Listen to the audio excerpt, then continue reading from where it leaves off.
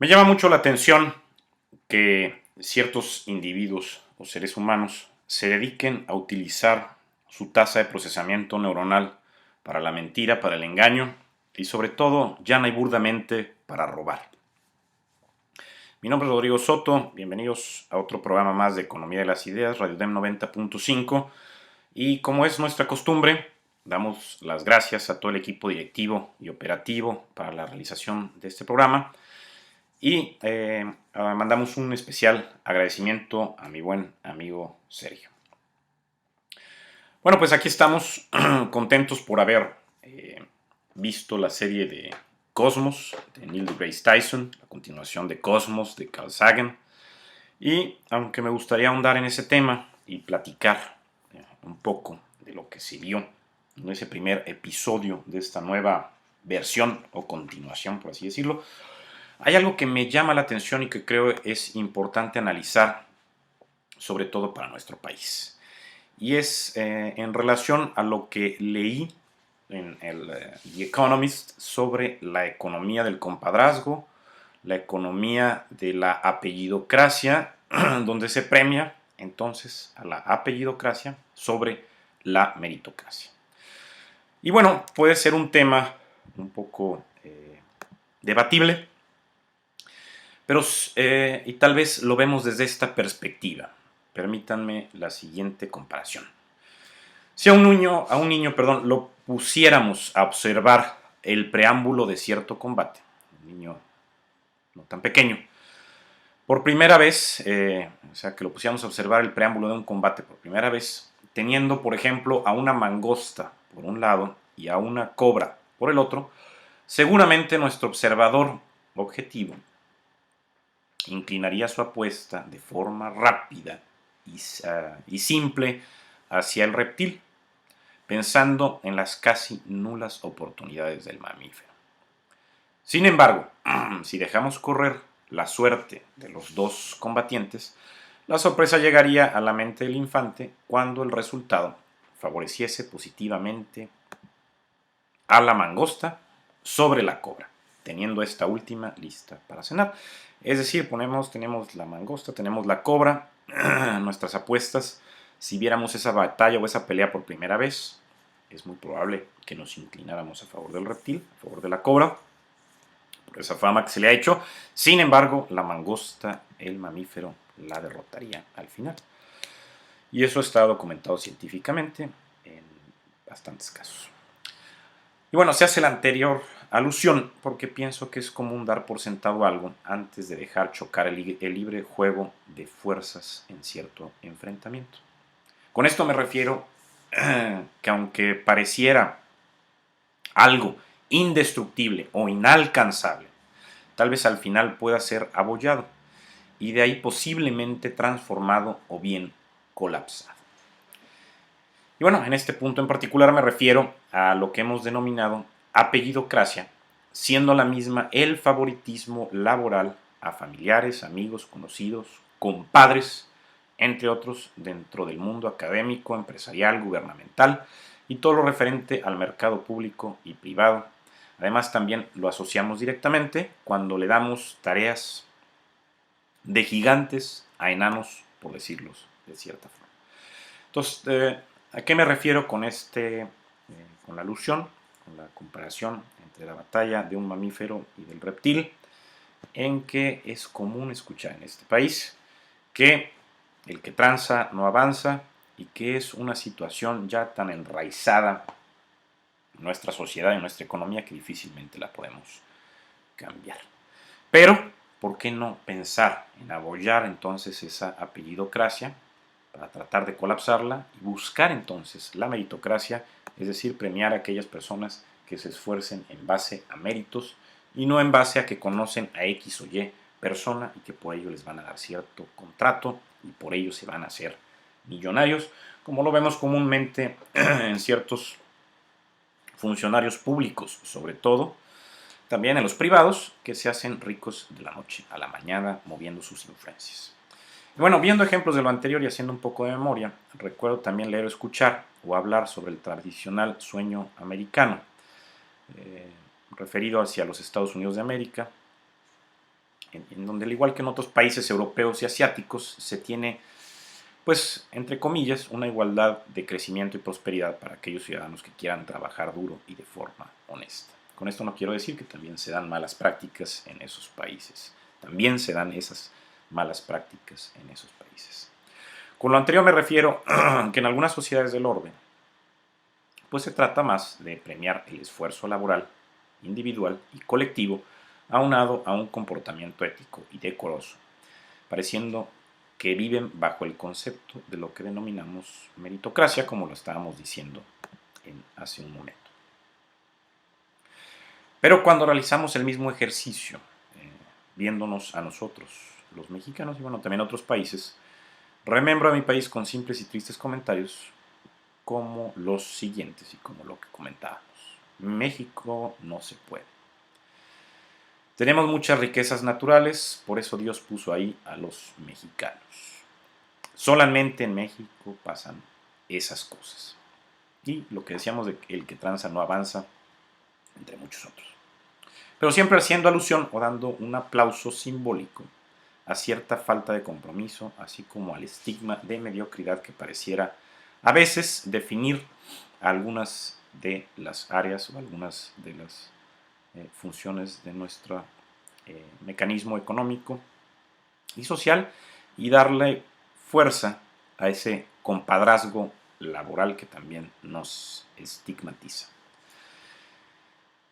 Pero bueno, yo no concuerdo totalmente con esto, pues a pesar de que resulte cómico mofarnos culturalmente en un lenguaje coloquial de nosotros mismos, de nosotros como mexicanos, o crearnos un estereotipo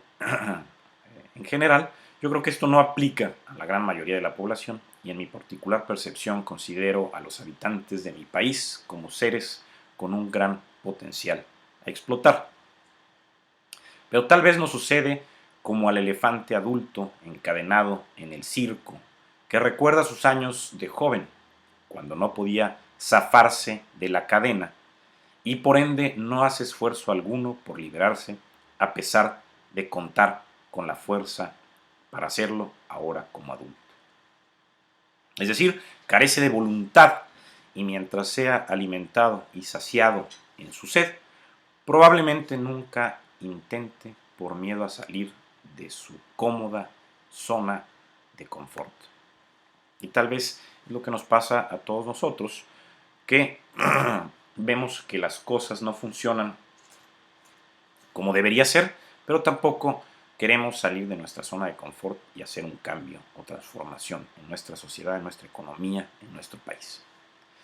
Pero bueno, es importante recordarle a cada uno de nosotros que el cambio no proviene de grandes estrategias nacionales, sino de pequeños esfuerzos individuales y colectivos, en donde cada uno de nosotros busque el predominio del mérito sobre esta apellidocracia. Y la primera estrategia sea, por ejemplo, me he puesto a pensar, no hacerle la tarea a otros, sino ayudarles a razonar para elaborar ellos mismos su trabajo, siempre y cuando valga la pena ofrecer esa ayuda. Y creando así círculos virtuosos de crecimiento grupal y no viciosos, tapando la mediocridad de cierto individuo. Por ejemplo, como sucede comúnmente en muchas situaciones laborales del ámbito público y privado. Además, en este sentido, constantemente se debe analizar la frase de a cada cual de acuerdo a sus necesidades. Y también, pues también debemos recordar que es a cada cual de acuerdo a sus capacidades. Y mientras no queramos romper las cadenas que nos atan al suelo, nunca podremos sentir y estimular las neuronas de la mente con esa ansiada libertad, pero sobre todo con la igualdad de oportunidades en beneficio de mi capacidad y de mis conocimientos aplicados en el mercado de la libre oferta y demanda. Bueno, en este sentido es importante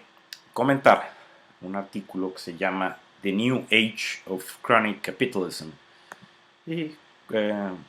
es decir, la economía del capitalismo del amigo, la economía del compadrazgo, como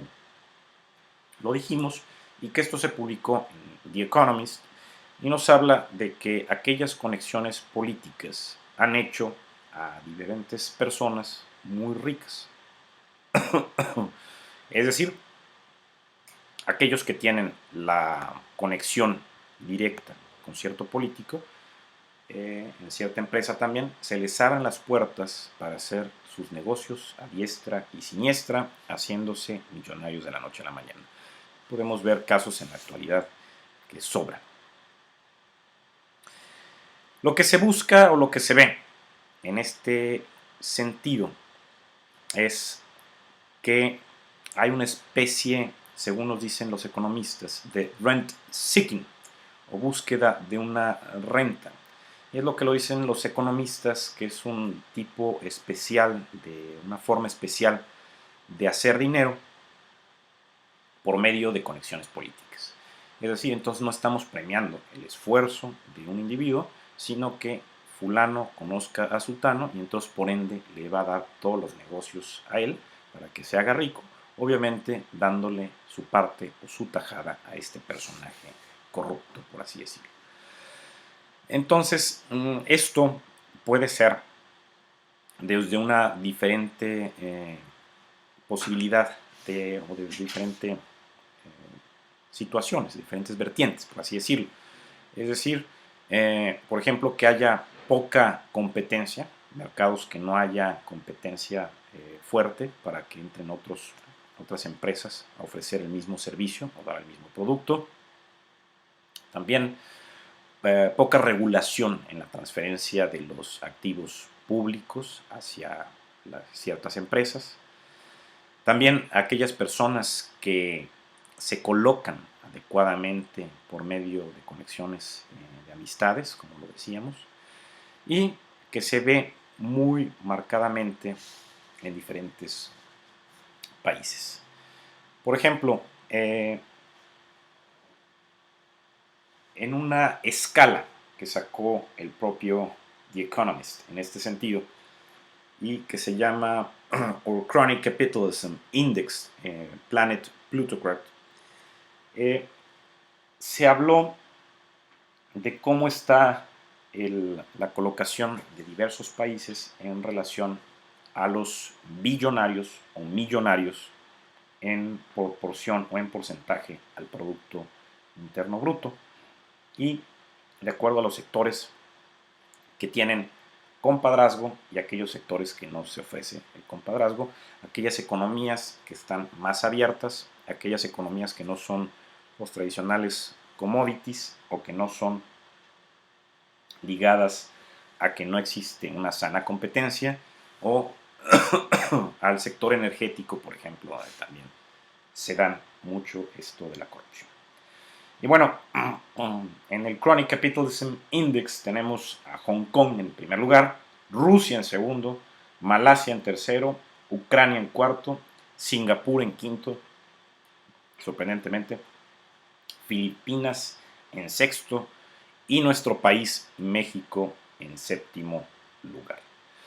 Entonces, hablando en este sentido, pues también tiene que ver mucho con la fortaleza de las instituciones, que estas instituciones busquen regular los mercados, darle oportunidad al libre juego de oferta y demanda, donde compitan entonces diferentes empresas proveyendo un producto o un servicio y no se asignen exclusivamente los contratos para la explotación de ciertos recursos o para ofertar ciertos servicios o dar cierto producto solamente a un par de firmas, a unas cuantas firmas, porque sí, efectivamente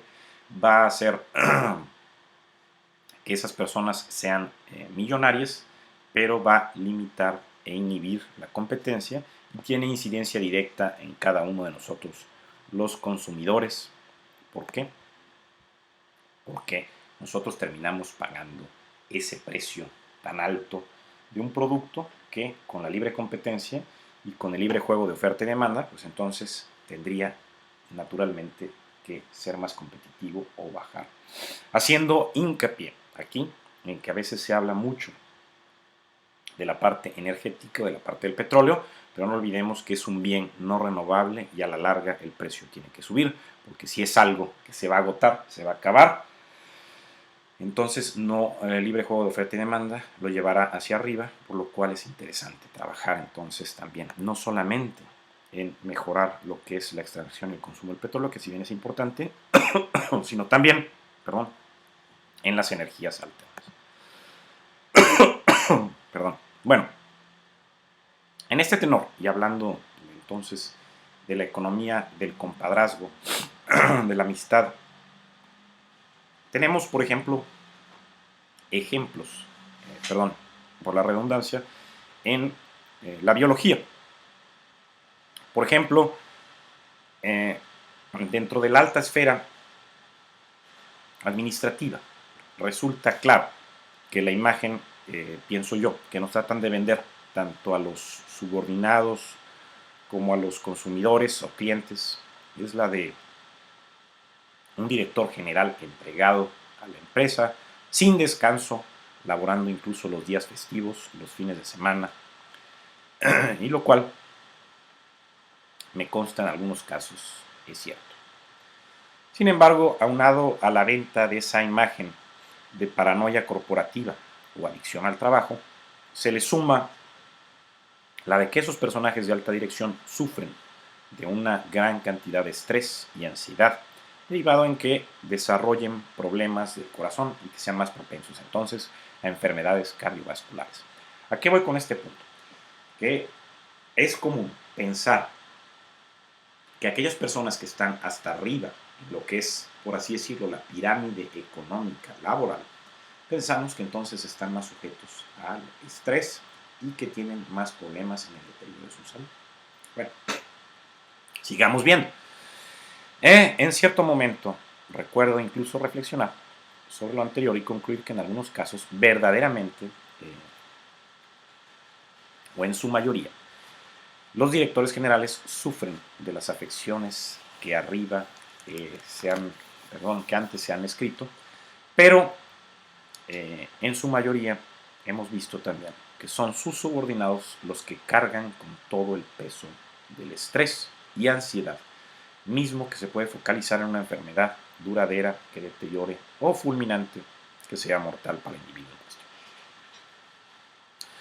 ¿Con qué voy a esto? Bueno, vemos la economía del compadrazgo y decimos, bueno, aquella persona debe tener toda esa riqueza, todo ese poderío, gracias a los grandes esfuerzos que ha hecho.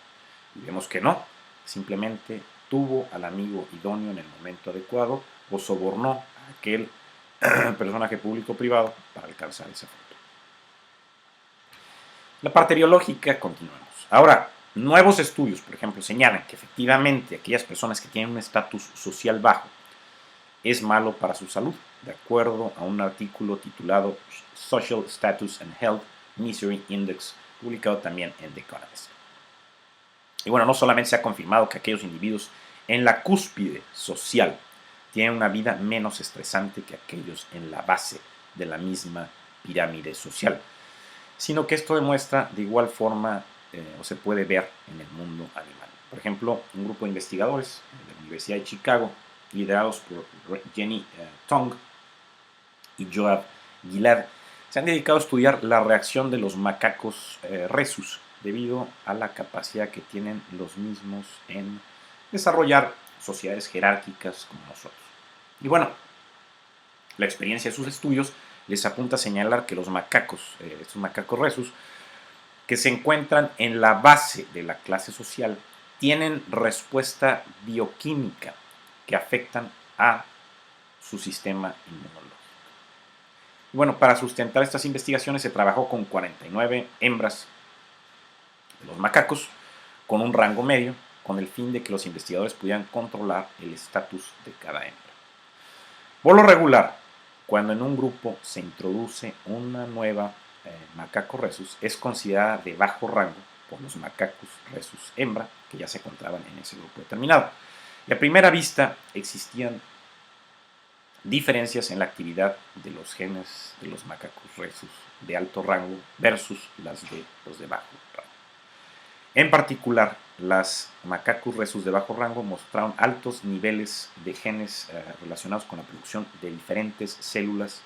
relacionadas con el sistema inmune y algunos factores químicos de señalización así como la inflamación, desde la perspectiva de manifestación de enfermedad,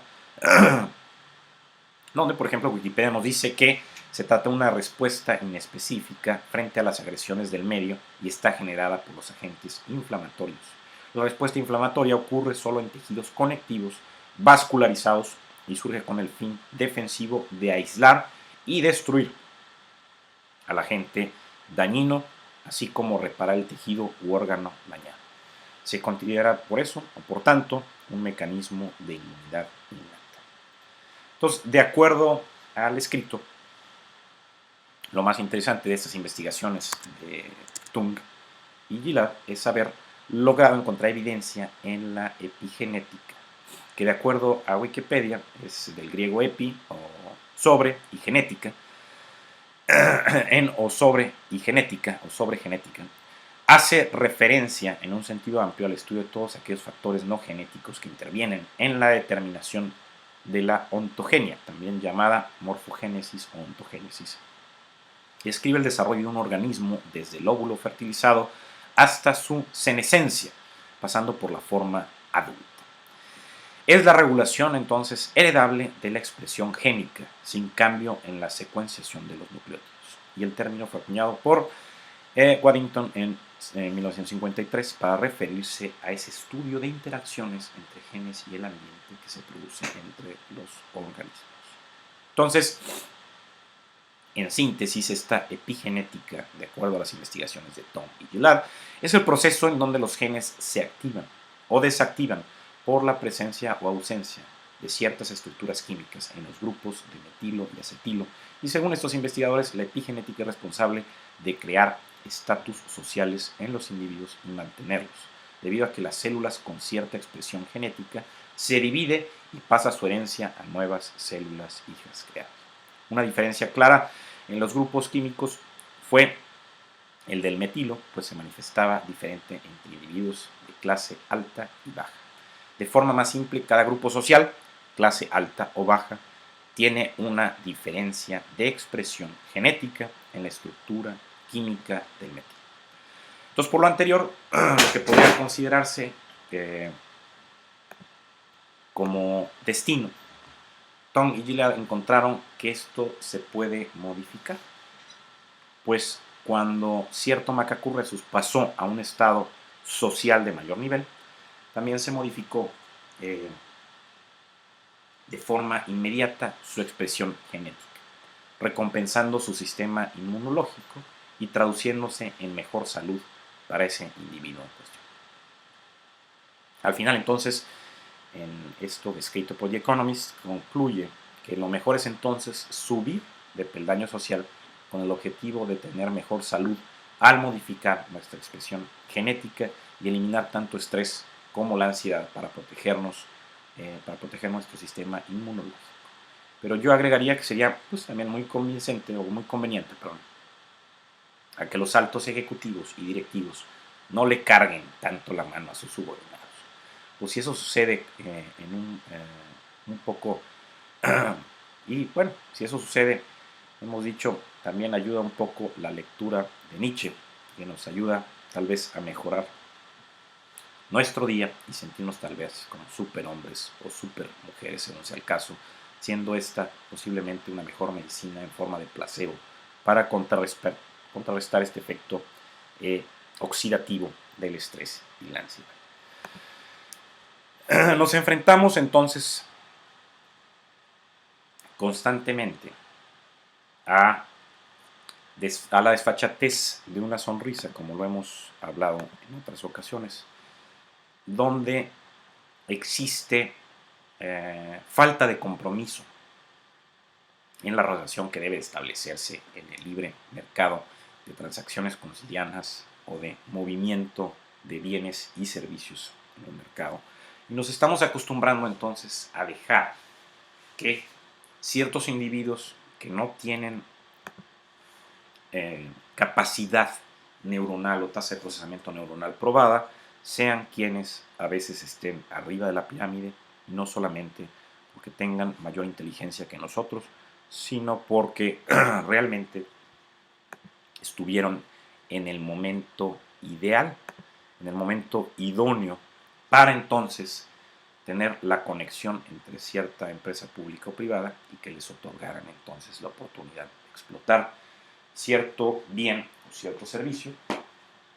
en beneficio de ellos, pero en maleficio de la población. Y para esto entonces recordemos este índice de Crony Capitalism, de la economía del compadrazgo que saca el Economist, donde nuestro país queda en el número 7, como lo comentábamos, superado solamente por países que también se sabe que se manejan de forma pues también no correcta, donde hay esa economía del compadrazgo, como Hong Kong, Rusia, Malasia, Ucrania, me sorprende aquí Singapur, Filipinas y el séptimo es México. Es decir, nos ganan países como Argentina en este The Chronic Capitalism Index, que lo pueden consultar en The Economist. Nos gana, por ejemplo, Sudáfrica, Argentina, Indonesia, Taiwán, Polonia, China, Francia, Japón. Pero bueno, creo que también no es tarde para soñar en un futuro no muy lejano en donde nosotros los mexicanos adoptemos cierta filosofía, tal vez tomando algunos conceptos de Ayn Rand, por ejemplo, en donde, o algunos, en donde el hombre sea un ser heroico con su propia felicidad como propósito moral de su vida, sin lesionar a otros, aunado a sus logros productivos como su actividad más noble y contando con la razón, como su columna vertebral encaminada al progreso personal y posteriormente el general de una comunidad para no solamente abollar, sino eliminar la corona de esta apellidocracia. Y pues bueno, nos estamos acercando al final de este programa, RADIODEM 90.5, Economía de las Ideas. Les recuerdo que pueden consultar estas colaboraciones de un servidor en el sitio economiadelasideas.mx, donde encontrarán también escritos, encontrarán videos, encontrarán también algo de viñetas también que explican ciertos conocimientos, donde hay que explorar también esa forma de transmitir el conocimiento. Y en futuros programas, bueno, trataremos de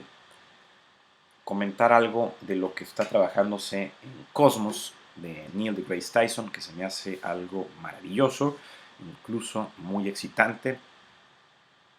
Ojalá viéramos que la ciencia y la tecnología también pudiera destruir o colapsar las redes sociales, más bien colapsar las redes sociales como sucedió con los Óscares, confesando que también me encantan las películas y vi la ceremonia, pero ¿por qué no pensar que ahora la comunicación de datos científicos y tecnológicos también pudieran colapsar esa red social? Porque veríamos entonces el interés que hay en la misma. Recordando, como lo dijo este premio Nobel de Economía, Paul Krugman, la educación es aquel camino importante para el desarrollo de todos los países, para derrotar a esta economía del compadrazgo, a esta economía de la apellidocracia, donde no premiamos entonces el mérito de cada uno de nosotros y siempre entonces constantemente, como yo lo he visto con familiares, con amigos, solamente busca llevarse o estar cerca o darle dinero a cierto individuo porque saben que les van a otorgar contratos y de ahí se van a hacer millonarios en poco tiempo, no por su esfuerzo, sino realmente por sus conexiones políticas, por así decirlo. El punto es trabajar también dentro de esa economía de impulso personal, del individualismo y a futuro trabajar entonces en la parte común, en la parte colectiva, y buscar entonces ese hombre heroico con su propia felicidad moral en su vida, sin lesionar a otros, buscando sus logros productivos como actividad más noble y contando con la razón, con su columna vertebral encaminada al progreso personal y posteriormente al colectivo, parafraseando algo también de Ayn Rand. Bueno, este fue un programa más de Economía de las Ideas, Radio D 90.5. Muchas gracias y nos vemos en la siguiente.